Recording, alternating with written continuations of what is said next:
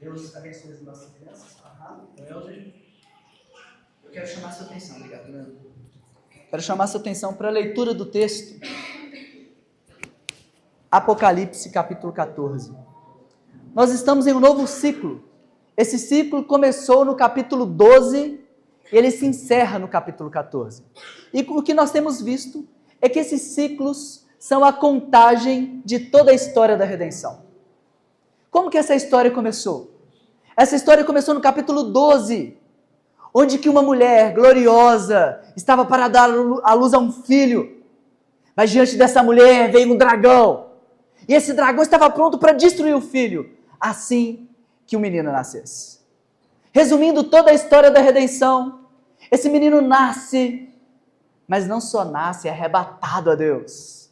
O dragão sofre uma derrota, e não uma derrota, mas depois que o menino vence, depois que o menino é assunto aos céus, depois que Cristo, nosso Senhor, ao ser ferido pela serpente, pelo antigo dragão, depois que ele foi ferido e morreu de fato, na sexta-feira, ele ressuscita, vence a morte no domingo, assunto aos céus, e com todo o poder e autoridade, entrega poder e autoridade à igreja, e a igreja triunfa, invade o reino das trevas, porque o valente foi amarrado, e ele foi expulso dos céus, porque depois que o menino vence, Miguel e seus anjos o expulsam, mas o dragão está irado. Não é isso que a gente viu?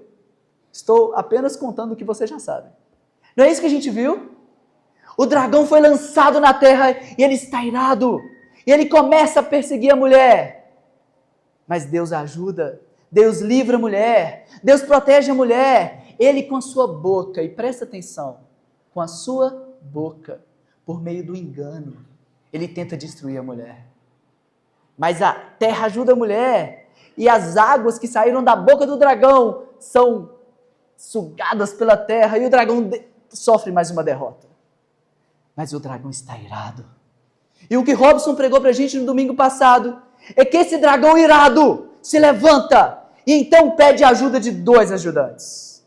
A besta que sobe do mar, representando os poderes políticos, e a besta que sobe da terra, representando mais uma vez o engano, a falsidade religiosa.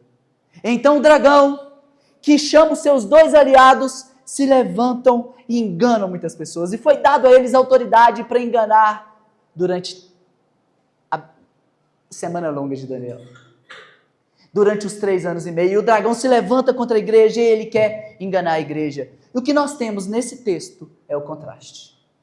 Se nós temos no capítulo 13 o dragão com seus aliados, junto com aqueles que o dragão marcou na testa, aqueles que têm a marca da besta, se levantando contra a igreja, nós temos agora o cordeiro se levantando. Nós temos agora o cordeiro se levantando ao lado da igreja, e o cordeiro também tem os seus aliados. O cordeiro também tem aqueles que são marcados. E a igreja, o povo de Deus, os 144 mil.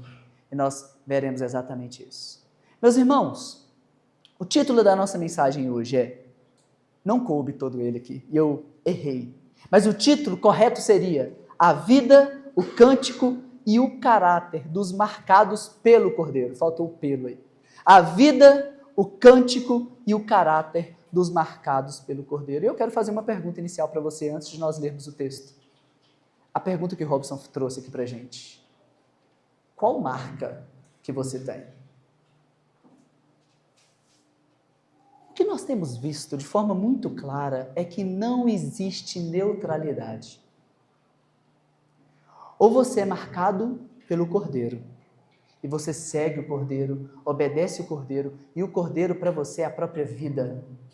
Ou você é marcado pela besta, pelo dragão e seus seguidores.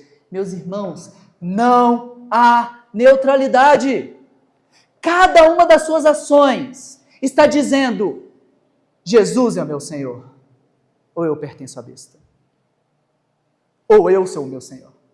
E qualquer Senhor que não seja o Cordeiro é um falso Deus, e qualquer marca que não é a marca do Cordeiro, embora as marcas possam ser diversas, é a marca da besta. Você é marcado como? O que nós veremos? é que o povo de Deus, representado pelos 144 mil, eles têm uma marca. E eu quero colocar essa marca diante de vocês. O povo de Deus, eles têm uma vida. O povo de Deus, eles têm um cântico. E o povo de Deus, eles têm um caráter que é próprio. Se você não tem essa vida, se os seus lábios não são preenchidos por esse cântico, e nós veremos, que é um cântico que ninguém sabe, a não ser os 144 mil. Se a sua vida não é marcado pelo senhorio do Cordeiro, se você não tem nos seus lábios um novo cântico, se você não tem um caráter que é próprio, você não pertence ao Cordeiro, mas pertence à besta. Meus irmãos, que Deus nos ajude e que a marca que nós tenhamos seja a marca do Cordeiro. Que nenhum de nós, meus irmãos, eu amo vocês. Eu não quero que nenhum se perca. Eu quero que no grande e glorioso dia, todos nós estejamos de pé diante do Filho do Homem, com a marca do Cordeiro, esperando o nosso bendito Salvador vir nos buscar, para a gente estar com Ele eternamente. Por isso eu peço a sua atenção para a leitura desta, que é a palavra de Deus. Apocalipse, capítulo 14, verso 1 ao verso 5. Amém? Meus irmãos, assim diz a santa, infalível, inerrante e poderosa palavra de Deus. Olhei, e eis que o Cordeiro estava em pé sobre o monte Sião, e com ele 144 mil, tendo na fronte escrito o seu nome e o nome de seu pai. Ouvi uma voz do céu, como voz de muitas águas, como voz de grande trovão. Também a voz que ouvi era como de arpistas, quando tangem a sua harpa, e entoavam um novo cântico diante do trono, diante dos 4 seres viventes e dos anciãos. E ninguém podia aprender o cântico, senão 144 mil que foram comprados da terra. Estes são os que não se macularam com mulheres, porque são castos. São eles os seguidores do Cordeiro, por onde quer que vá. São os que foram redimidos dentre os homens, premissas para Deus e para o Cordeiro. E não se achou mentira na sua boca, e nem tem mácula. Senhor Deus, nós estamos diante da Tua palavra que é poderosa para salvar nossa alma, para tirar de nós toda marca que nos destrói e nos dá uma marca eterna. A minha oração hoje, Deus, é uma só. Marque a todos com o santo selo do Cordeiro. Jesus, que todos que me ouvem hoje sejam genuinamente marcados pela marca do Cordeiro. Que nós pertençamos, Senhor, única e exclusivamente a Ti e não à besta. Nos ajude. É o que pedimos em nome de Cristo, nosso Salvador. Amém.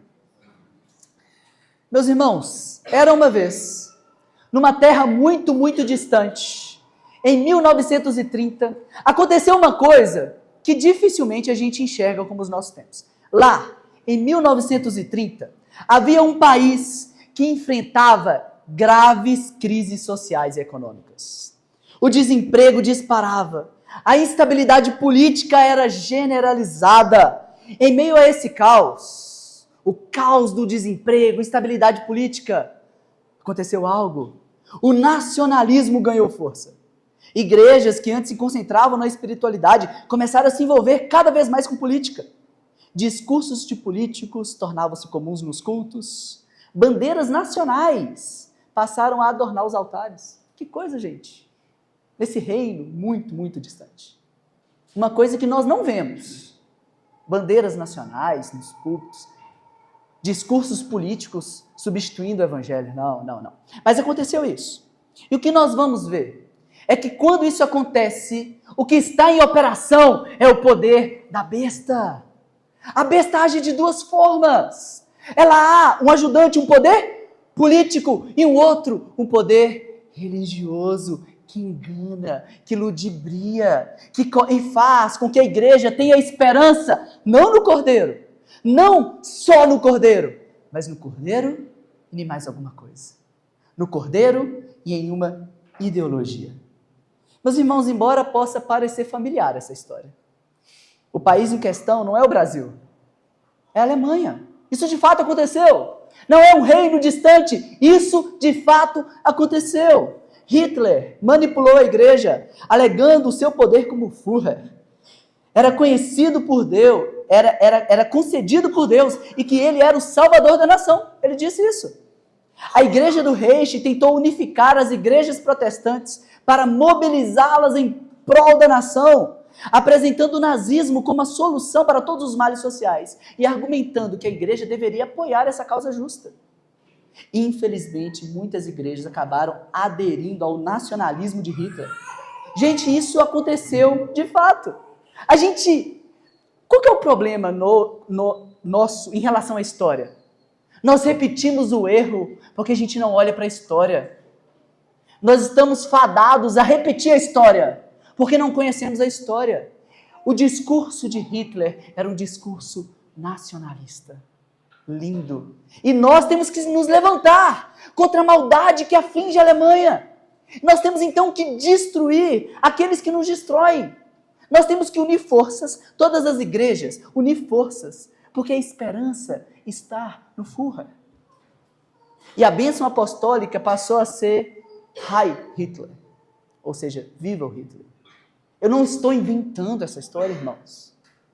Esse é um dado da realidade.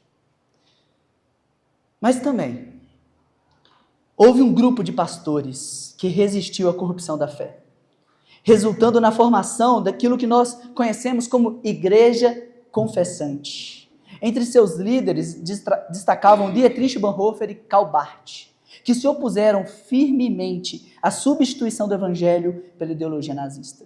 Em seu livro Discipulado, Bonhoeffer escreve o seguinte: onde está meu tesouro? Ali está minha confiança, minha segurança, meu consolo e meu Deus. No que se apega o teu coração, isto é o seu tesouro.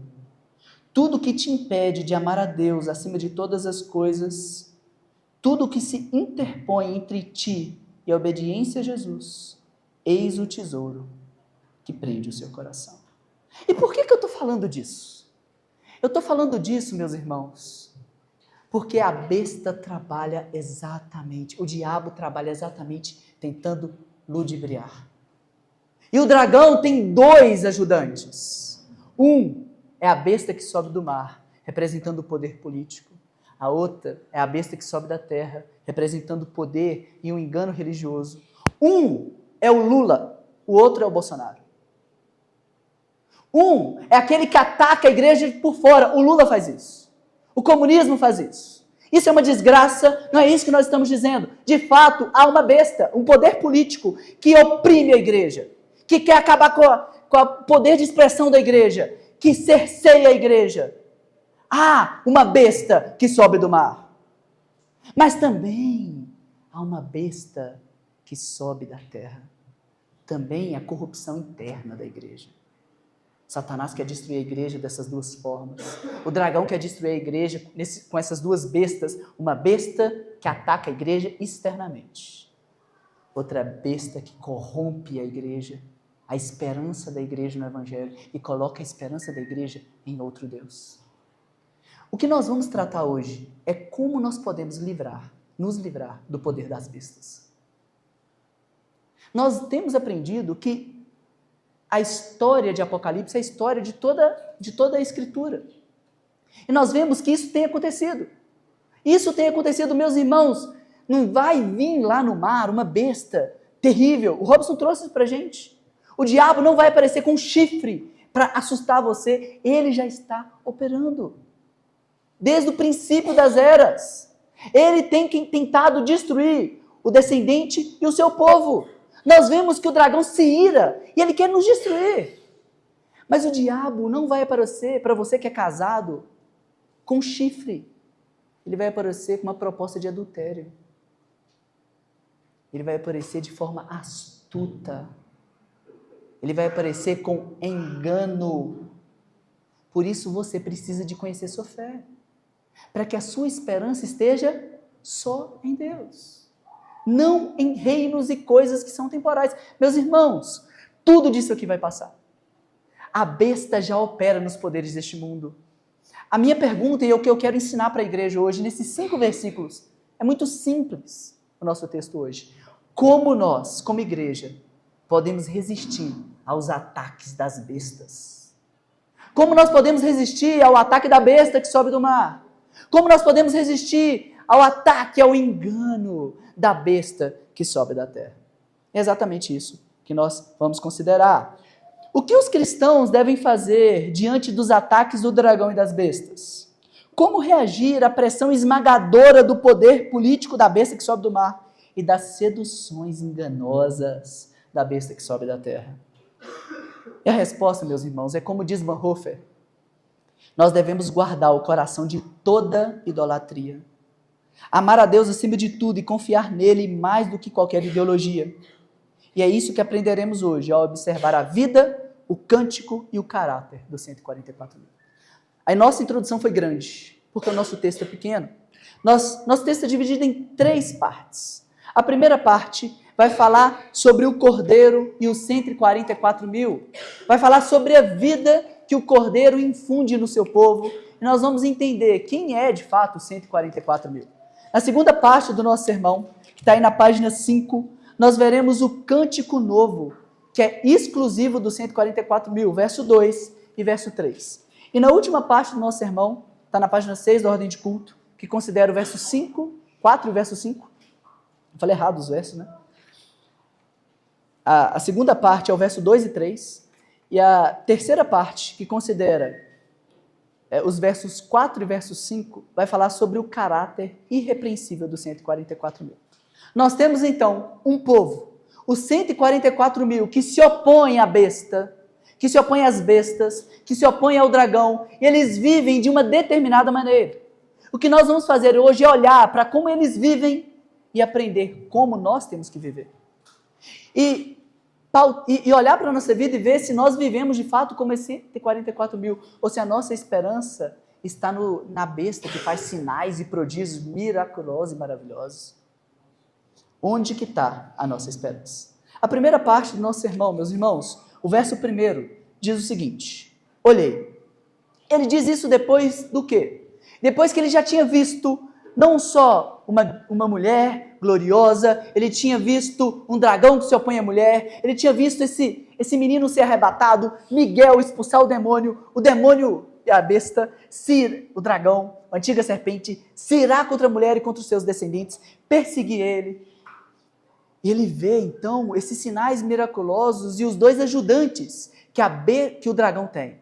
O poder político deste mundo e os poderes religiosos, o engano deste mundo. Só que também ele vê algo, e agora é o desfecho dessa história. Nós veremos no capítulo 14 o desfecho da história. Nós vamos fechar mais um ciclo quando nós terminarmos o capítulo 14. Esse ciclo está no capítulo 12, 13 e 14. E o título desse ciclo é O Dragão e as 7 Vozes.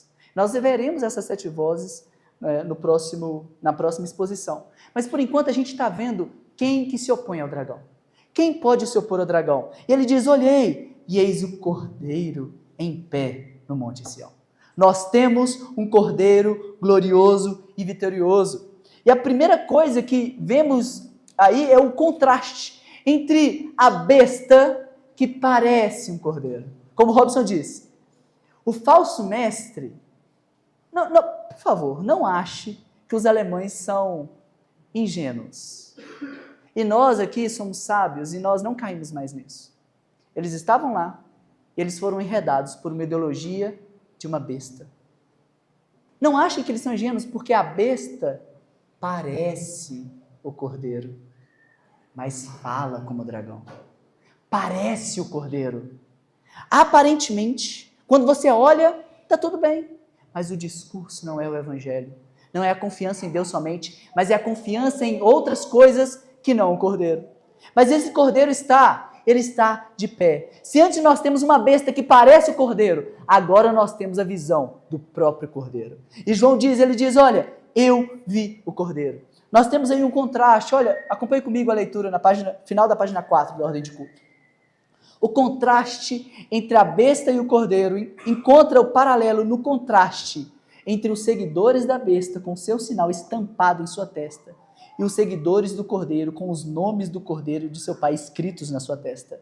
Enquanto o dragão está parado na areia do mar, o cordeiro está de pé no Monte Sião.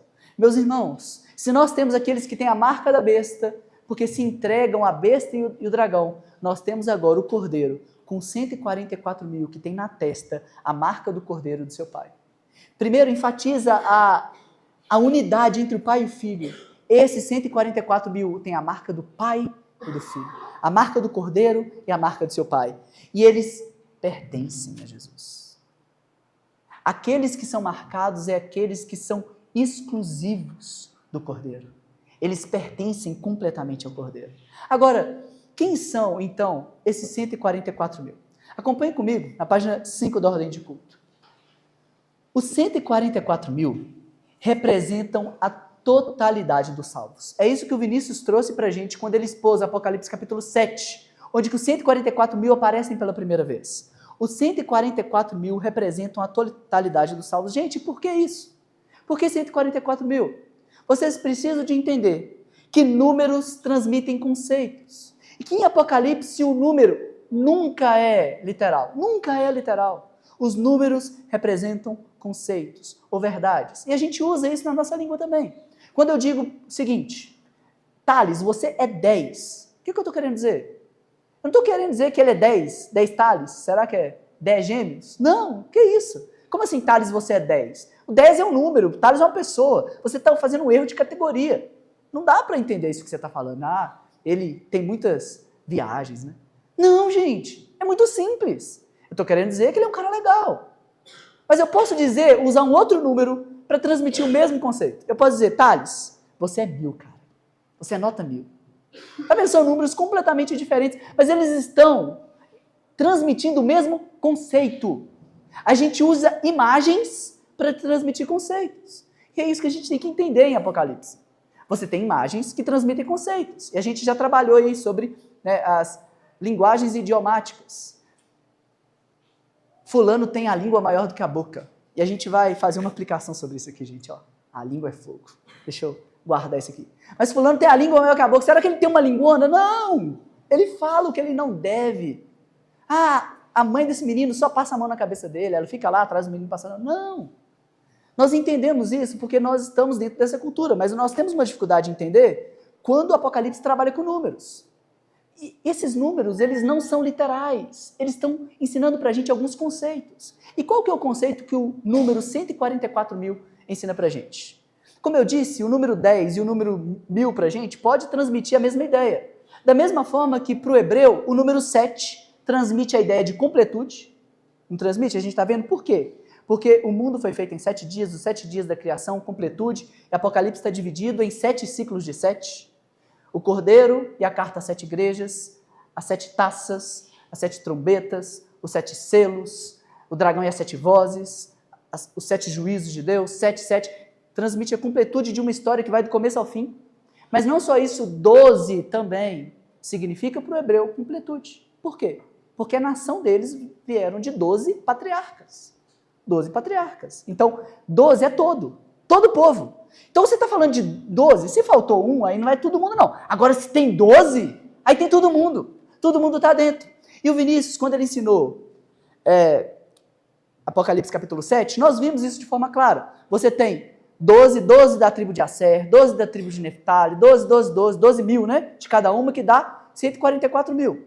E depois ele vai falar de uma grande multidão. E deixa eu te perguntar, na matemática de Deus, 144 mil do povo de Deus, mais uma grande multidão que não se pode numerar, dá quanto? 144 mil. Porque os 144 mil não é um cálculo matemático diferencial integral, que você tem que somar com a multidão para... Não, primeiro antes eu tenho que contar a multidão para ver quanto que dá a multidão, mas 144 mil. Não!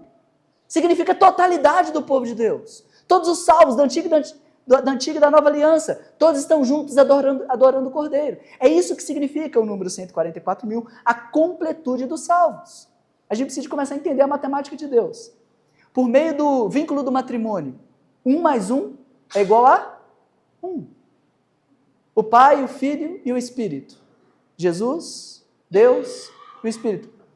Dá quanto a matemática? 1. A matemática de Deus é diferente. Olha aí que está na página 5 da ordem de culto. Da ordem de culto. Eu espero que fique claro essa matemática aí. E eu espero que fique claro que os 144 mil representam a totalidade do povo de Deus. Porque isso é fundamental para a gente considerar os 3 pontos. Se vocês observarem, o título dos 3 pontos é o Cordeiro, 144 mil. O Cântico Novo exclusivo dos 144 mil. O caráter redimido e irrepreensível dos 144 mil. Então você tem que entender quem são os 144 mil. Os 144 mil representam a totalidade dos salvos. É nesse ponto que a teologia reformada, que sustenta a continuidade entre o Antigo e Novo Testamento, diverge do dispensacionalismo. Enquanto o dispensacionalismo divide o povo de Deus entre Israel e a igreja, a fé reformada defende que há um único povo de Deus, a igreja, ou o verdadeiro Israel. Os números em Apocalipse são simbólicos e apontam para realidades maiores. Em Apocalipse 7, há uma divisão clara dos 144 mil de acordo com as tribos de Israel. Isso pode sugerir uma interpretação restritiva dos 144 mil apenas como israelitas étnicos salvos. Então, tem algumas pessoas que querem interpretar, não, mas em Apocalipse 7, você tem os 144 mil falando de forma específica para as tribos. Então, são israelitas, não é a igreja. E eles fazem uma diferença gigantesca entre a igreja é uma coisa, Israel é outra. Mas, meus irmãos, o povo de Deus é o verdadeiro Israel. E Deus tem um único povo, que é o verdadeiro Israel, aqueles que têm a fé que Abraão tem. Deixa eu te falar, Paulo era Israel ou a igreja? Ele era o verdadeiro Israel que é a igreja. Aqueles israelitas que rejeitam a Deus, eles são o verdadeiro Israel? Não são nada. Serão condenados e não são o povo de Deus. Mas nós que temos a fé que Abraão tem, nós somos o verdadeiro Israel. Portanto, Israel é a igreja. Quando em alguma teologia há essa contraposição muito grande entre Israel e a igreja, há um erro. E o dispensacionalismo faz isso. Talvez isso aí soe muito técnico, mas é muito importante a gente dizer, porque há muita confusão em relação a Israel e a igreja. E as pessoas estão olhando lá para Israel para ver o que está acontecendo com Israel, como se tivesse alguma promessa específica para Israel que não cumpriu. E já se cumpriu todas elas em Cristo Jesus. Porque Israel tinha uma função, trazer o Messias no mundo, e isso de fato aconteceu. Agora, os verdadeiros israelitas não são aqueles que são pela carne, mas são aqueles que o são pela fé. Por isso a fé não é mais pedigree étnico, como os pedobatistas, os presbiterianos acham. Que filho de crente, crente não é, não é? Não é assim mais, como era na Antiga Aliança. Você é crente mediante a fé em Cristo Jesus. Você precisa de professar para que você entre e faça parte do povo de Deus. E se você professar, você é parte do povo de Deus. Portanto, os 144 mil não representam apenas Israel. Os 144 mil representam a totalidade dos salvos. E o que acontece? Olha que está aí no verso 1. Olhei, e eis o cordeiro em pé sobre o monte. E com ele 144 mil, tendo na fronte escrito o livro, o seu nome e o nome do seu pai. Os 144 mil é composto, é um número o que então, gente? Simbólico. É um número simbólico que representa grande quantidade de pessoas. E eles representam, esses 144 mil, representam todos aqueles que têm na testa a marca de Deus, que pertencem a Cristo Jesus, que não pertencem à besta, mas que adoram e pensam e vivem apenas como o Cordeiro diz que eles devem viver. E agora tem algo muito lindo, muito lindo. A ideia dessa marca significa 2 coisas. Primeiro, pertencimento e segurança, propriedade. Se nós temos a marca de Cristo, meus irmãos, nós pertencemos a Ele. Ele comprou a gente, a nossa vida não é nossa mais, a nossa vida está escondida com Deus em Cristo. Nós pertencemos a Ele e nós temos segurança nele. Segurança. O dragão levanta e a gente está do lado do Cordeiro. E a gente tem a marca do Cordeiro, a gente pertence ao Cordeiro. Não precisamos de temer o chip. Já viu crente com medo do chip? Que contradição. Primeiro que nem chip tem. Segundo é que é crente com medo, o crente que tem a marca do Cordeiro, com medo da marca da besta. Mas se você pertence ao Cordeiro, a besta não pode te marcar. Você já foi selado com o Espírito Santo da promessa, você pode descansar, você pertence a Cristo. Se você pertence a Cristo, junto com Jesus, você tem tudo, irmão. Nós não vivemos uma fé medrosa. A gente não tem medo das bestas que se levantam sobre o mar, os poderes políticos que querem destruir a igreja. Não. Nós sabemos que pertencemos a um outro rei, um outro reino. O nosso sistema político é um outro, que não dá. Eu costumo brincar com as pessoas que falam o seguinte, eu sou de humanas. Outro fala assim, eu sou de exatas, não tem isso. Eu sou de divinas. É outra história, é outro nível. Meus irmãos, nós não pertencemos nem a A, nem a B, a gente é outro negócio. Nem esquerda, nem direita, é melhor, entendeu? Tem pontos positivos ali, tem uns pontos ali, e a gente discorda de tudo, porque o nosso reino é outro. A gente não fecha completamente com ninguém, entende? Eu entendo que tem coisas melhores que a outra, gente. Não é isso que eu estou falando. Política é importante, a gente conversa sobre política mais. Em 2022 a gente conversou, a gente vai conversar mais. É importante essas coisas. Tem um melhor que o outro, a gente tem que pensar. Agora, o nosso coração não está aqui, é só isso. Você pode achar que não é melhor, você pode levantar uma causa, eu acho justo, e nós temos que nos envolver mesmo. Agora, o nosso coração é outro, irmãos. Não é nem isso, é divinas. Não é nem como que é? Humanas, nem exatas, é divinas. Nós pertencemos a um outro reino, nós somos marcados por ele. Agora, deixa eu te falar, o que acontece com esses 144 mil? Diante da besta, tudo que o Robson assustou vocês, né, gente? Todo mundo, nossa, e a besta vai levantar. E agora o negócio vai ficar feio. E o dragão vai vir. E agora? E eu tô aqui para tranquilizar vocês. O Robson atrapalhou tudo o negócio. Apocalipse 13 deixa todo mundo doido. Mas Apocalipse 14 está falando de um cordeiro que está no Monte Sião. E ele tem 144 mil, o seu povo está marcado, o seu povo está seguro, o seu povo pertence a Cristo. Amém, irmãos? Amém, nós pertencemos ao cordeiro. Não precisamos temer. O cordeiro é o nosso Senhor. E nós, então, já que pertencemos ao cordeiro, temos duas coisas para a gente encerrar aqui o nosso sermão. Nós temos um novo cântico. Nós temos um cântico que o mundo não consegue entender. Nós que fomos marcados, nós temos um cântico, e não só um cântico, nós temos uma vida. E eu quero perguntar para você, qual é o canto que você canta? O que você professa? Qual é a sua esperança? E como você vive, meu irmão? Como que é a sua vida?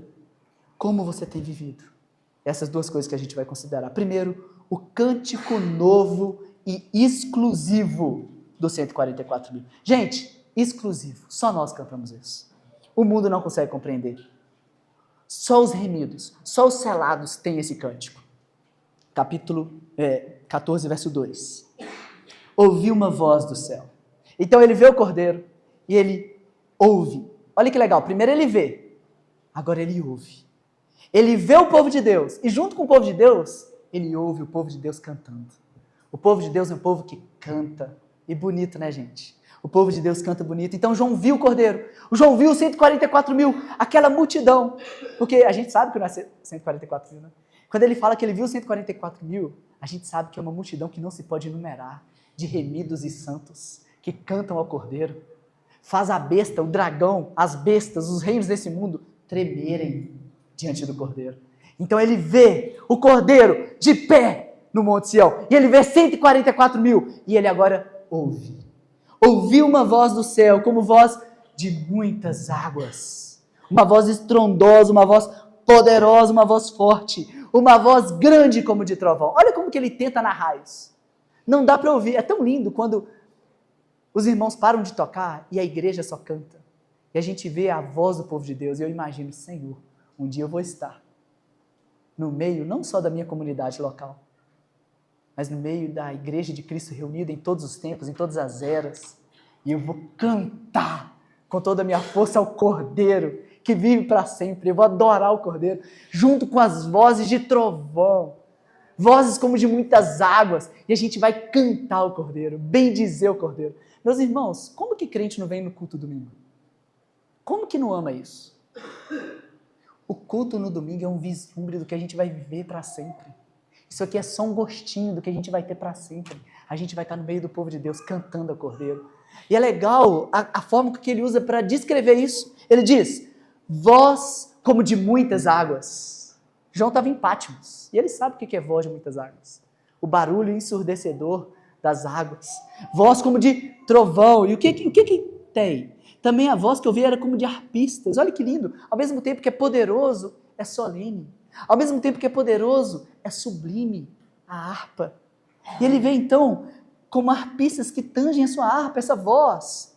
Então ele começa a decifrar o que é.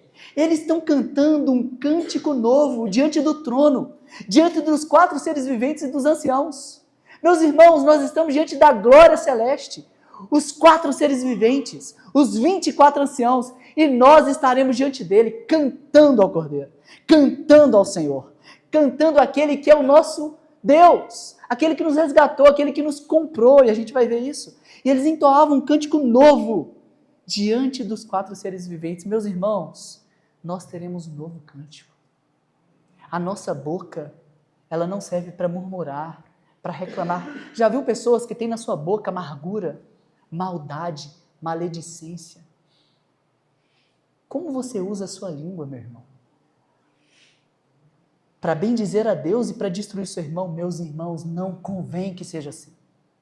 Não convém que sejam assim. Nós precisamos de sabedoria ao lidar com a língua. Nós precisamos de cuidar dos pecados da língua, porque nós bendizemos a Deus e Pai, e com ela maldizemos os nossos irmãos.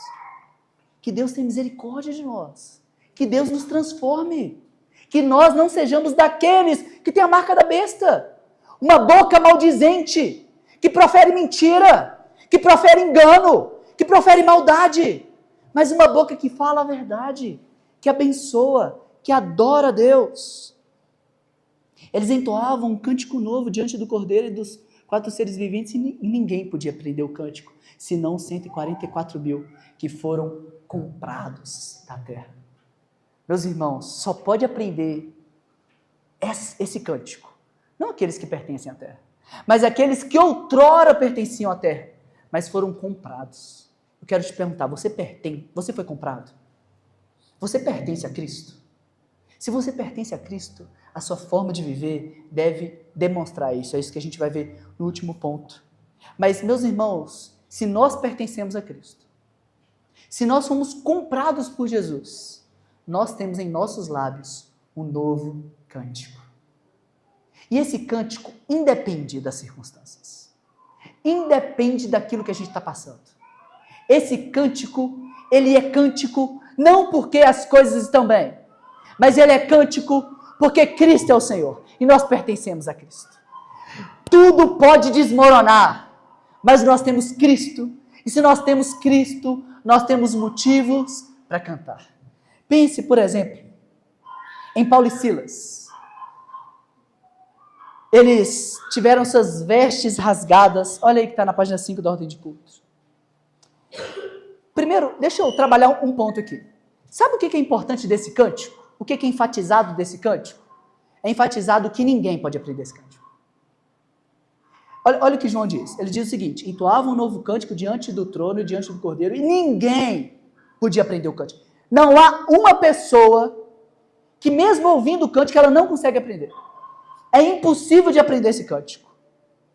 Senão 144 mil que foram comprados da terra. Só pode cantar esse cântico aquele que pertence aos 144 mil.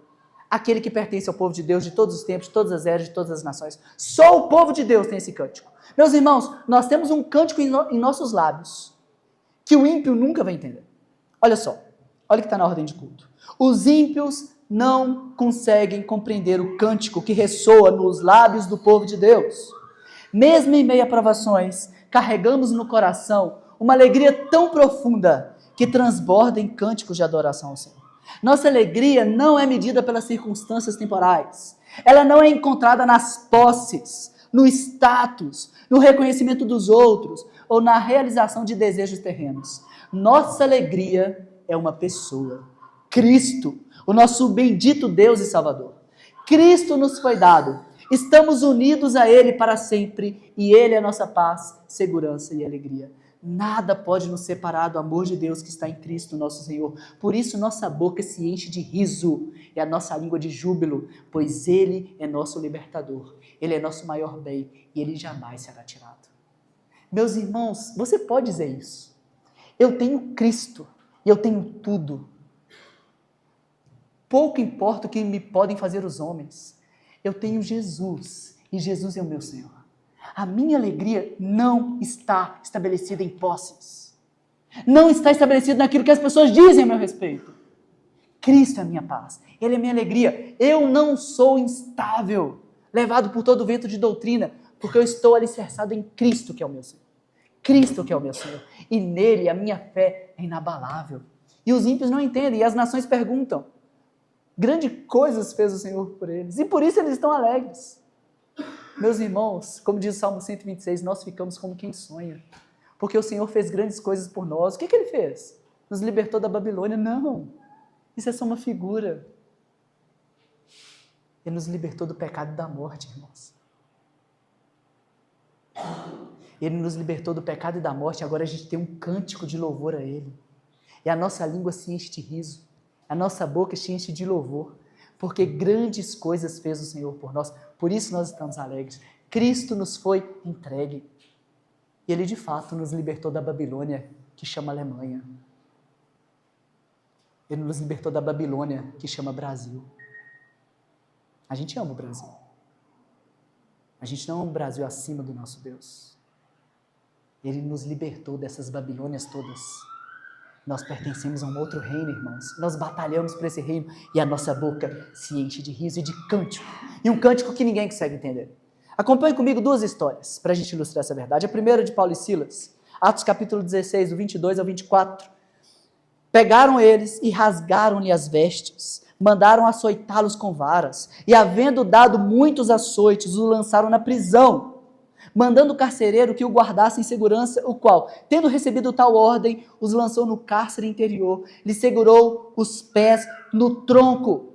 Esses homens tiveram as vestes rasgadas, receberam várias chicotadas, eles tiveram os pés e as mãos presas em troncos. E como eles respondem? Como eles respondem? Com um cântico novo. Com um cântico novo que ninguém consegue entender. E perto da meia-noite, Paulo e Silas oravam e cantavam hinos a Deus. E os outros presos escutavam. Eles cantavam hinos a Deus. Porque eles tinham uma alegria que é Cristo, irmão. Será que a gente sabe disso? Será que Cristo é a nossa alegria? Ou será que a gente deposita alegria em outras coisas? Cristo é meu bem. Cristo é tudo que tenho. E em Cristo eu estou firme. Será que a gente é como 144 mil, que tem um cântico novo, que depende das circunstâncias? Eu mandei para vocês, quem leu a história que eu mandei no grupo? Quem leu? Vocês não fazem o dever de casa. Depois a culpa é do pastor que não expõe direito a Bíblia. Ele quer contar um monte de história que eu não sei. Você não leu. A tia Zelma leu. Vocês deveriam ter lido, mas depois vocês leem. Leem a história e ouçam o hino, e leiam o hino, Sou Feliz. Esse hino, ele foi composto por Horácio Spafford. E ele escreveu esse hino exatamente depois dele ter perdido todas as posses. Ele foi fazer uma viagem para a Europa. Ele tinha 5 filhas. Ele precisou de resolver algumas coisas de negócio e mandou com que suas filhas e sua esposa fossem antes para já aproveitar a viagem. Ele iria depois. Quando ele chega, ele recebe uma mensagem da sua esposa: viva, mas só. O navio naufragou e todas as suas filhas morreram. Ele perdeu toda a sua família, perdeu tudo aquilo que ele tinha. Então ele compõe o hino. O hino, o original, o título dele é Tudo Vai Bem com a Minha Alma. Tudo vai bem com a minha alma. Mas a gente traduziu o refrão, né? Sou feliz. E diz o seguinte: se paz a mais doce eu puder desfrutar, se dor a mais forte sofrer. Eu te pergunto, esse homem soube disso que ele está falando? Dor a mais forte sofrer. Ou seja o que for, tu me fazes saber que feliz com Jesus sempre sou. Meus irmãos, se dor mais forte nós tivermos que sofrer, e nós sofreremos dores, porque nós estamos em um mundo caído, manchado pelo pecado. Não existe algo como não sofrer. Cristão não é estoico, que fica assim, eu não vou amar porque eu não vou sofrer, eu não vou amar o meu filho que está no ventre porque eu posso perder. Nós perderemos os nossos filhos. Nós perderemos pessoas que a gente ama. Nós estamos em um mundo manchado pelo pecado, destruído pelo pecado, em um mundo mau, em um mundo vil. Essas coisas acontecem. A gente tem que parar de querer viver na Disney. A gente tem que parar de ler romances e ler Tolkien. Poucas pessoas entenderam a referência, só Gabi e Andresa. Mas a Andresa, eu tentando trazer a Gabi para a beleza do universo de Tolkien. E a Andresa, Tolkien só tem tragédia. Só tem tragédia nessa história. Você lê a história e morre a pessoa no final. Não tem um final feliz na história. Tem uma história que é triste. Só tem tragédia. E é mentira, porque tem final feliz em algumas histórias. Mas em outras tem muita tragédia. E o que significa isso? Que Tolkien é genial. Que ele consegue mostrar que no mundo tem o quê?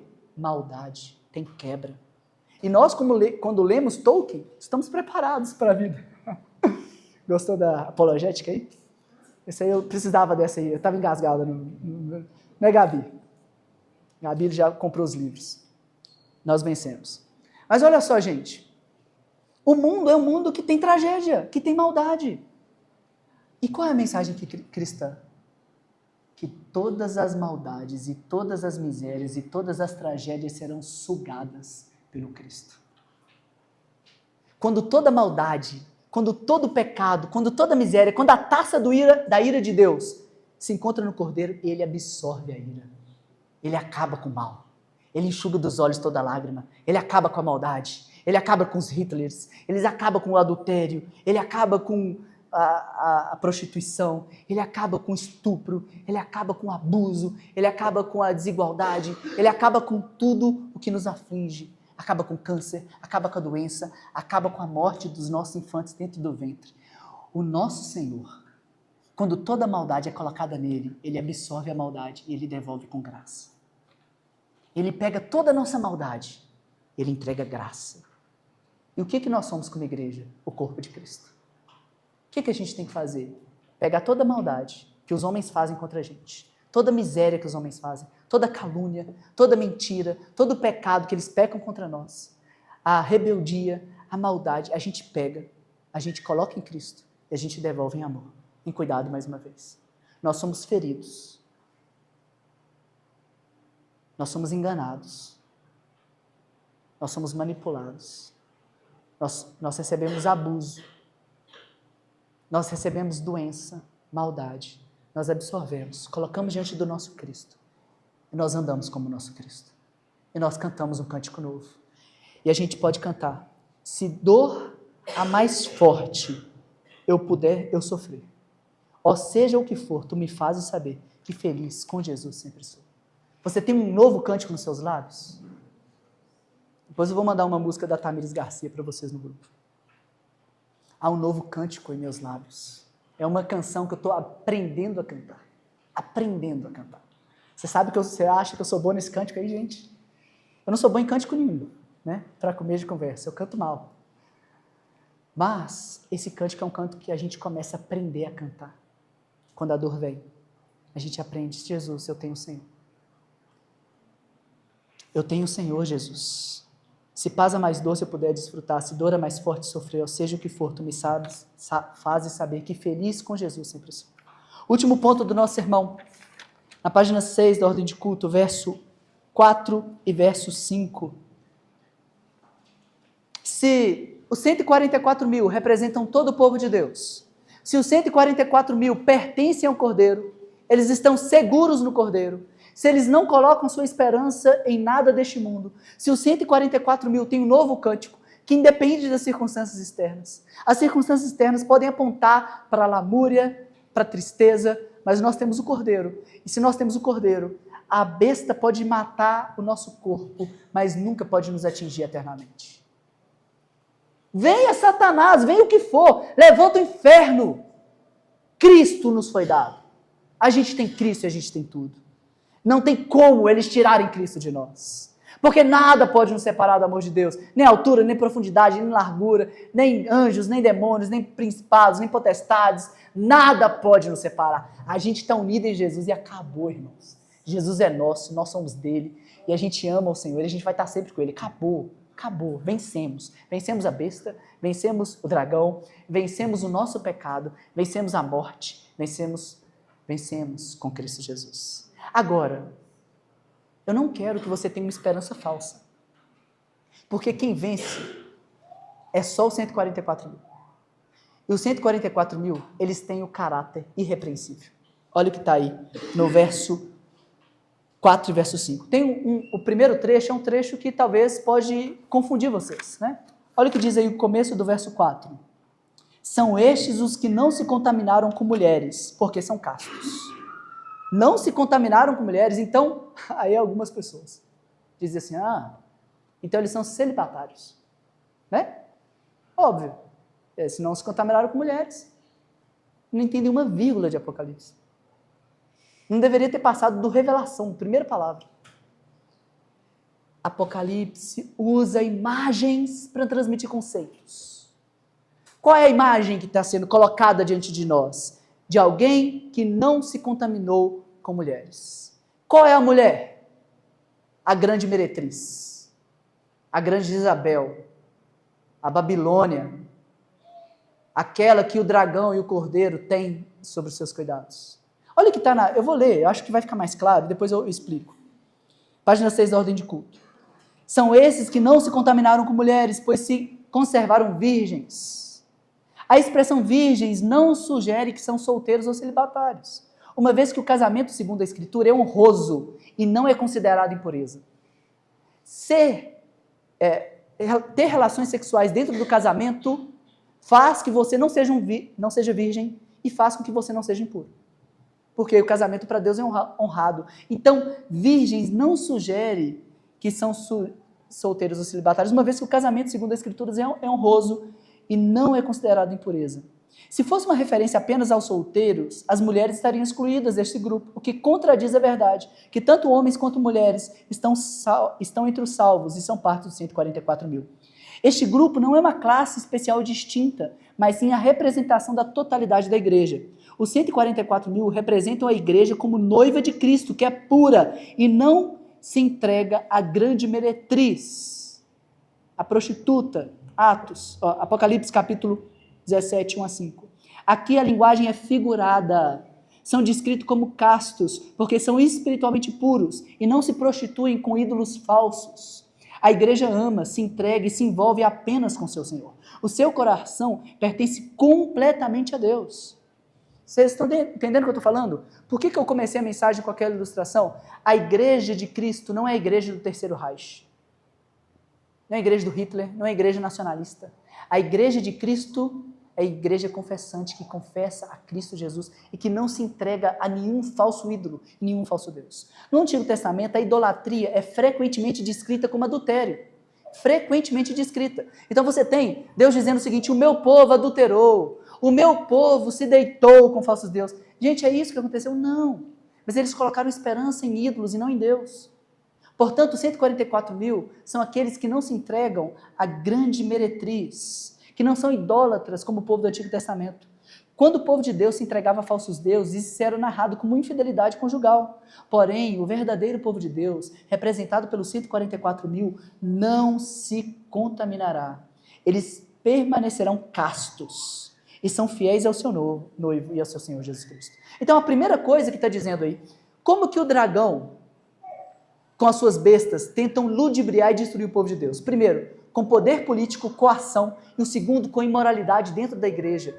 O povo de Deus, os 144 mil, eles são compostos por aqueles que não se entregam a falsos ídolos nem a impureza, a outros deuses. Impureza nesse sentido. Mas o texto continua. Essa não é a única característica dos 144 mil. Os 144 mil, eles não são apenas aqueles que pertencem apenas ao Cordeiro, que não se contaminam com nenhum falso Deus e nenhum ídolo. Eles arrancam todos os ídolos do seu coração. Porque, como diz João Calvino, nosso coração é uma fábrica de ídolos. A gente inventa ídolos em todo momento. Mas a gente livra o nosso coração desses ídolos pela palavra de Deus que nos purifica. Amém? É assim que funciona? Mas não só isso, presta atenção. Qual é o caráter irrepreensível dos 144 mil? Tem mais algumas características. Eles são seguidores do Cordeiro por onde quer que vá. Olha que coisa linda. Olha que descrição linda. Nós seguimos o Cordeiro, irmãos, onde quer que o Cordeiro vá. Agora deixa eu perguntar, para onde que o Cordeiro vai? Para onde que o Cordeiro vai? O Cordeiro vai para a cruz. E nós seguimos o Cordeiro. Não importa as circunstâncias. Não importa o que vai acontecer. Não importa o que vão pensar de nós. Nós seguimos o Cordeiro. Aonde quer que o Cordeiro vá. nós seguimos a Ele, nós vivemos como Ele, porque nós somos o povo do Cordeiro. Nós seguimos o Cordeiro, aonde quer que Ele vá, independente das circunstâncias. E mais uma característica, são os que foram redimidos dentre os homens, as primícias para Deus e para o Cordeiro. Outras traduções dizem o seguinte, são aqueles que foram comprados. Meus irmãos, um crente é alguém que foi comprado. Um crente é um escravo. Eu vivi a minha vida para mim mesmo, até que eu fui comprado. Jesus foi lá e me comprou com o sangue dele. Agora eu pertenço a Cristo. O meu corpo, as minhas ações, os meus sentimentos, tudo é guiado pelo Cordeiro. Eu não sou guiado pelo que eu acho, pelo que eu sinto, pelo que eu desejo. Eu sou guiado pelo Cordeiro. Por onde quer que vá, porque Ele me comprou. Eu pertenço a Ele, não pertenço a mim mais. Eu morri junto com Jesus. Só há uma forma, meu irmão, de você pertencer aos 144 mil, quando você parar de ser guiado por você. Enquanto você achar que a sua vida é sua, você não pertence ao Cordeiro. Enquanto você viver para você, enquanto você quiser ganhar a vida, você perdeu ela. Você só ganha a vida quando você perde. Você só tem vida de verdade quando você entrega a sua vida para aquele que é o Senhor da vida, que sustenta a sua vida, que fez você. E você então entrega tudo que você tem, os seus sonhos, os seus projetos, os seus planos, a sua vida, tudo nas mãos do Cordeiro. E a última característica, não se achou mentira na sua boca, não tem mácula. Não se achou mentira. Outras traduções dizem, não se achou engano. Quem trabalha com engano, irmãos? A antiga serpente. O que a antiga serpente faz? Ela engana. A antiga serpente, ela manipula. Ela diz uma mentira descarada.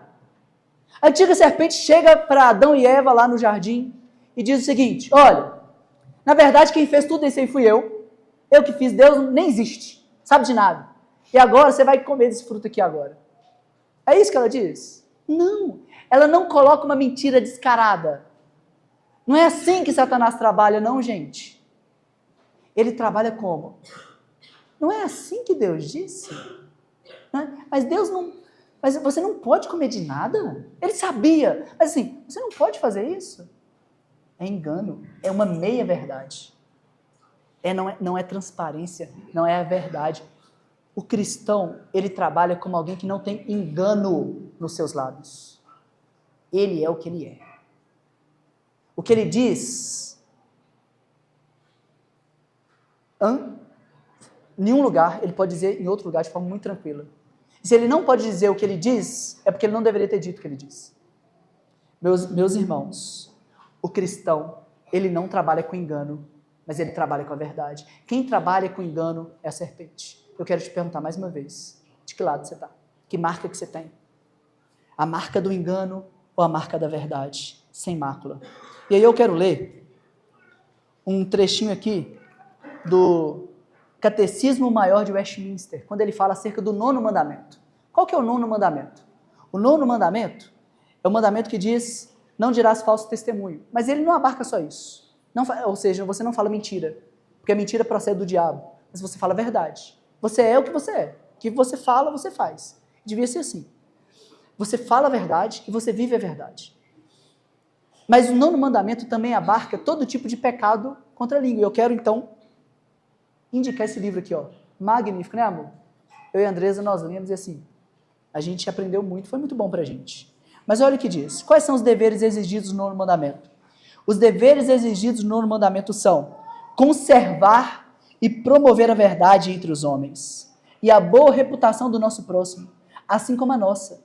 Evidenciar e manter a verdade de coração, sincera e livre, clara e plenamente. Falar a verdade, somente a verdade, em questões de julgamento e de justiça, em todas as demais coisas que exijam. Considerar caridosamente os nossos semelhantes, amar, desejar, ter regozijo pela sua boa reputação, entristecer-se pelas suas fraquezas e encobri-las, mostrar franco reconhecimento por seus dons e graças, defender a sua inocência, receber prontamente as boas informações a seu respeito e rejeitar as que são maldizentes, lisonjeiras, caluniadoras, prezar e cuidar pela nossa boa reputação e defendê-la quando necessário, cumprir as promessas lícitas, empenhar em praticar tudo que é verdadeiro, honesto, amável e de boa fama. Meus irmãos, esse povo é lindo demais. Esse povo chamado igreja, esse povo chamado 144 mil, é a coisa mais linda do mundo. Porque eles são remidos pelo Cordeiro. Eles têm um novo cântico. Na boca deles não há engano, eles são sinceros, verdadeiros, bondosos, caridosos. É assim que a gente tem que viver aqui. E nós não podemos exigir, aceitar nada que esteja abaixo desse padrão. É assim que a gente deve viver, meus irmãos. De forma irrepreensível, cuidando do nosso coração, cuidando do coração dos nossos irmãos. Para que Cristo seja Senhor sobre o seu povo. Para que todo engano, toda mentira das duas bestas que se levantam contra a igreja seja desmascarado. A gente desmascara toda mentira e a gente anuncia a verdade. Deixa eu te perguntar, qual é a verdade? A verdade é uma pessoa. Jesus é uma verdade. Se nós dizemos antes que a alegria é uma pessoa, que Cristo é a nossa alegria, nós encerramos esse sermão dizendo que a verdade é uma pessoa. Cristo Jesus é a verdade. Nós não só anunciamos a verdade, confiamos na verdade, mas vivemos à luz da verdade. Que coisa magnífica. Que povo lindo e maravilhoso que é a igreja. Meus irmãos, como que a gente tem que viver assim? E como nós viveremos assim? Com a graça de Deus, nós viveremos assim. Ajudando, fortalecendo uns aos outros, desmascarando e não caindo na armadilha do dragão e das duas bestas. Nós não pertencemos a eles. As duas bestas não vão enganar a gente e não vão enganar o povo de Deus. Amém? Nós, então, encerramos a nossa mensagem. Eu quero convidar você a curvar sua cabeça para a gente orar e pedir a Deus ajuda para que a gente possa viver de forma coerente com a mensagem que a gente acabou de ouvir.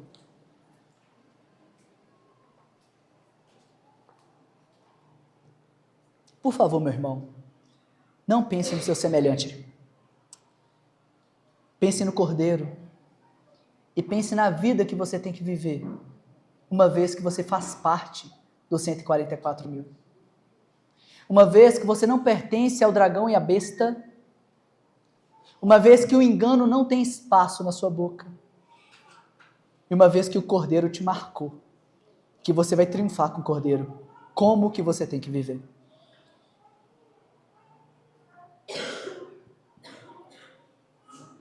Senhor Jesus, nós te amamos, bendito Cordeiro de Deus, nosso Salvador maravilhoso. Muito obrigado, Deus. A gente ora porque a gente precisa do Senhor. Todos nós pecamos de muitas maneiras, falhamos de muitas formas. Ó Deus, ajude-nos a enxergar o nosso pecado. Nós somos muito bons em enxergar o pecado do nosso irmão, muito rápidos.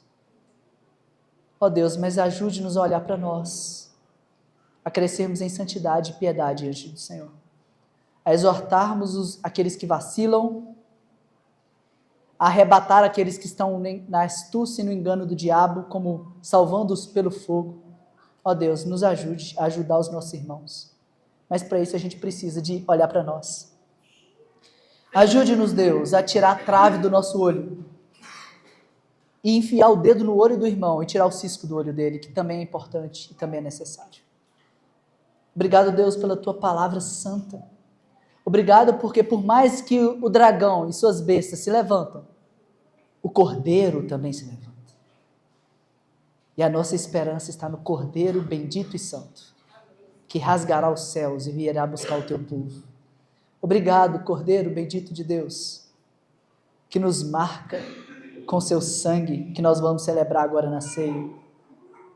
Obrigado, Espírito Santo, que nos sela com a promessa da vida eterna, que nos faz aguardar pela redenção que teremos em Cristo Jesus. Obrigado, Jesus. Nós agradecemos pela tua bondade infinita e oramos em nome de Deus, em nome de Cristo, nosso bendito, santo Cordeiro e Salvador. Amém. Meus irmãos, agora nós vamos celebrar a ceia